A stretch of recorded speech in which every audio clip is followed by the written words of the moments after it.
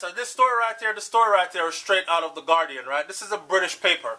And I'm just going to read to you and then we're going to talk about it while we're reading. Alright? So, the headline. Listen, when we're talked about like this, and again, I'm going to beat it to death because y'all are saying it. Some of you know I say it. We have make Jamaica look bad. I'm trying to tell those in Jamaica that don't go outside or pay attention to the outside world what's going on in the outside world. This is a British newspaper, and the headline is, in a British newspaper, retirees returning to Jamaica face extreme murder risk, says police. Imagine that headline. Huh? Imagine that headline. Returnees are being warned they are seen as soft targets following multiple killings of UK expatriates in Jamaica. Jamaican expatriates who retire there after decades in the UK face an extreme risk of murder, a former police chief on the Caribbean island have said, as official figures reveal that at least 85 Brits, Americans and Canadians have been killed in the country since 2012 to 2018. 85. Senior police figures told The Guardian that returning residents were seen as soft targets by criminals, and they needed much more protection following the murder of 3 British retirees on the island in as many months. Remember Gail and Charlie Anderson, aged 71 and 74? They had only recently retired to Jamaica when they were fatally stabbed and their bodies burnt following a firebomb attack on their dream home in Mount Pleasant in the High Islands, Portland Parish, just a short while ago. That double murder followed the killing in April of 63-year-old Birmingham charity worker Delroy Walker, incident that have put renewed focus on the disturbing pattern of elderly returnees being violently targeted by Jamaican criminals. Percival Latouche, the president of the Jamaican Association for the Settlement of Returning Residents, has said that he had counted more than 200 British, American and Canadian expatriates that have been murdered in the country since 2000 and had attended 165 funerals so far. It is not known how many of the Brits murdered here are of the Windrush generation, but a large proportion of those targeted were pensioners, like Charlie Anderson, who left Jamaica as a child and returned to the Caribbean to retire after decades of work and a good life in the UK. Mark Shields, Jamaica's former Deputy Commissioner of Police, Mark Shields, Jamaica's former Deputy Commissioner of Police, said, so if you don't want to know who said it, it was Mark Shields. He has said that returning retirees were seen as easy pickings for criminals, who sees them as wealthy and naive to the country's security risk. I've always considered them to be an extreme risk, he said, adding that police chiefs had previously underappreciated the scale of which crime, but that it was becoming a major issue. There's a significant risk to returning residents for robbery, fraud, and the ultimate crime of murder, he said. Shields, who now runs his own security firm in Jamaica, advised Jamaican expatriates to think very carefully about immersing themselves in local Jamaican culture in a rural community when they haven't been back that much in the past.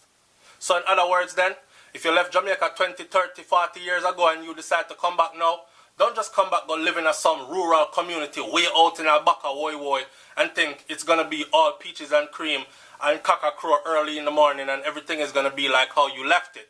You have made yourself a target, far away from help, right? So Shields is telling people this. Some gangs are known to wait until retiree pensioners land before striking, while others, they tail them in a rental car from Kingston or Montego Bay Airport and rob them once they reach their destination. Undercover police officers patrol the two airports on the hunt for corrupt bag handlers or even taxi drivers who have been known to tip off gang members about new arrivals returning to live in Jamaica. Isn't that something? So you have a whole gang of people. Some work as bag handlers, then work as taxi drivers, then work as luggage handlers, run a back in a customs, and them a say, yeah man, enough things in bring in. I'll leave them come back for live for true. And they're setting you up. Wow. One such gang was led by a police officer. You hear that? One such gang was led by a police officer and convicted several years ago of 20 robberies, all involving returning residents. Every last one of them. Although it was suspected of having committed many more over the course of a decade, Cornwall Biggerford, a former senior superintendent who taught the group before he retired in 2015, once returning residents come back, they need support, he said. They need good support, Biggerford said. They work so hard. They buy these nice houses all over the place.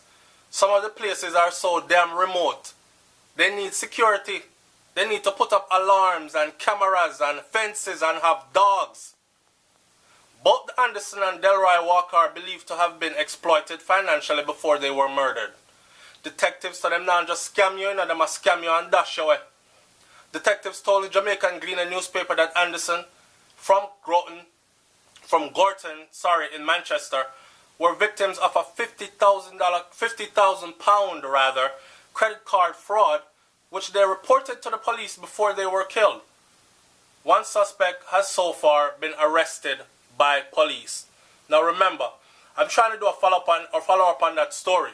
That suspect was arrested, but that suspect was arrested and charged with credit card fraud and found to be in the possession of the duplicate credit cards for the couple, but was not charged with the couple's murder. Do the maths to that. Steve Walker, a television technical operator from the Midlands, said that his brother was murdered following a dispute about money with a painter who was decorating his retirement home near Tower Isles on Jamaica's north coast. A painter, you know. The painter said, yo dog, I'm more money than that you're supposed to pay me, you know. And the man said, oh mate, I ain't got any more. We agreed on this much, yeah? Kill the man. Delroy Walker died on April 19th after suffering multiple stab wounds. The painter and at least one accomplice have been charged over that murder. If you're from Britain, the US or Canada, you've seen as someone who's been having money, Walker told The Guardian.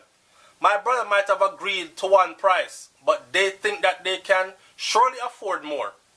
That's what caused the grievance. People need to be aware that their security, but to be aware of their security, but there definitely should be a lot more communication with people who are thinking of returning. Jamaica experiences twice as many murders in an average year than Britain, even though the UK has a population 20 times higher.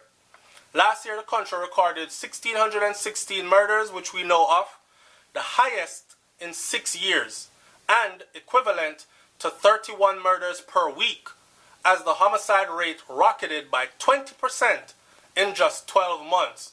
So far for 2018, there have been more than 600 killings, mainly linked to gang activities, yet 44% of homicides result in arrest. Only 44% of homicides result in arrest. And out of that 44 that result in arrest, majority of those arrested actually end up going free for various reasons. At least 85 British or American or Canadian nationals have been murdered in Jamaica since 2012.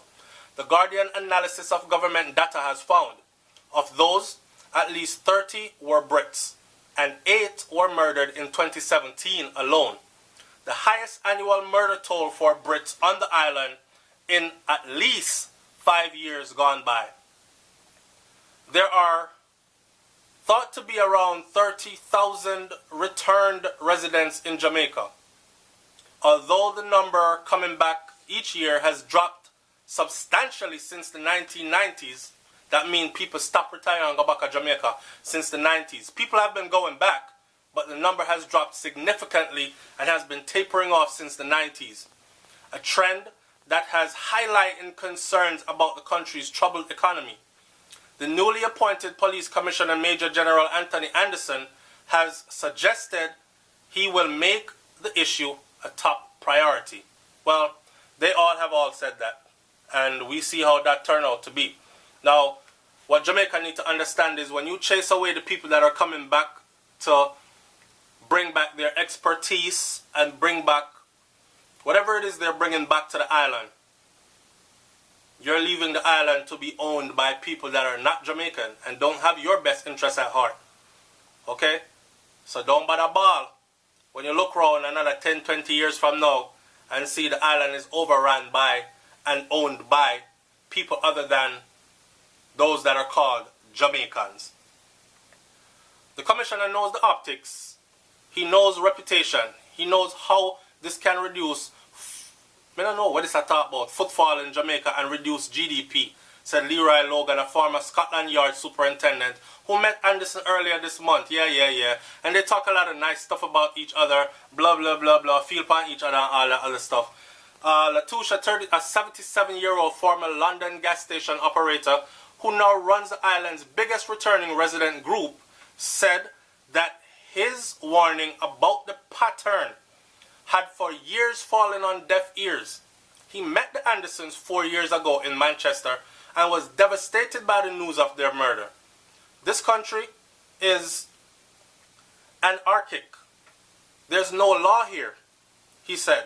It's going to have a devastating impact on the economy eventually. And so said, so done. Leave your comment in the comment section below. Tell me what you think about this one. What do you think will eventually happen in Jamaica once more and more people start deciding, hey, I am not going back there to retire? Because you see, what I see happening is this. When people are younger, when you're young, you're wild, and you're dumb, and you talk a bunch of stuff. And as you get older and you get more frail, right, you start to think twice about all the things you think you could do to defend yourself. So a lot of us now, we're saying, oh, nah, man, nobody run me out of that. I go back in my place, got this and that. All right. Check another 30 years from now, another 40 years from now, and hear what you have to say then. Are you ready to go home to fight with young criminals? Are you ready to go home to dodge bullets? Are you ready to go home to be chased from your house and run fast enough to save your own life? Or are you going to be running and screaming in terror with your crotch being burnt and your friggin' hair being peeled off your head and tortured like the British couple was before they were killed in their damn yard, running for their lives